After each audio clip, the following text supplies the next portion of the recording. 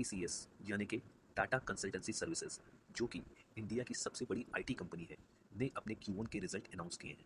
जून 2025 में कंपनी ने लगभग 63,437 करोड़ की सेल की है, जो कि पिछले ईयर के YOY के कंपैरिजन में लगभग 1% ज़्यादा है, क्योंकि पिछले साल जून 2024 में कंपनी ने लगभग 62,613 करोड़ की सेल्स की थी, जबकि जून 2025 में कंपनी ने 63,437 करोड़ की सेल की है।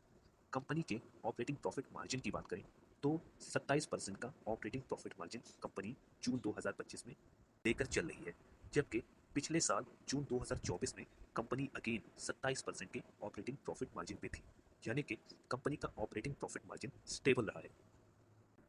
ऑल्दो अगर अदर इनकम की बात करें तो कंपनी को 1660 करोड़ रुपए की अदर इनकम इस क्वार्टर देखने को मिली है, जबकि पिछले साल में लगभग 962 करोड़ की ही अदर इनकम थी।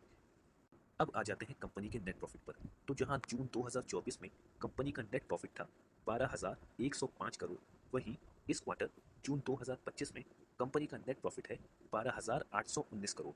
यानी कि अगर शॉर्ट में बात की जाए तो YOY बेसिस पर टीसीएस के जून 2025 की सेल में लगभग 1% का इंक्रीमेंट हुआ है या ग्रोथ हुई है, और नेट प्रॉफिट में लगभग 6% की ग्रोथ हुई है।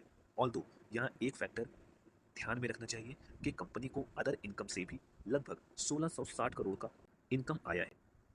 ऑल्दो टीसीएस का रिजल्ट एनालिस्ट की एक्सपेक्टेशन पे खरा उतरा है या नहीं, ये हमें कल पता चलेगा। लेकिन एक बात साफ है कि सेल्स में बहुत ज़्यादा ग्रोथ देखने को नहीं मिली है, और नेट प्रॉफिट में जो भी ग्रोथ दिखाई दे रही है वो सिर्फ अदर इनकम बढ़ने की वजह से है।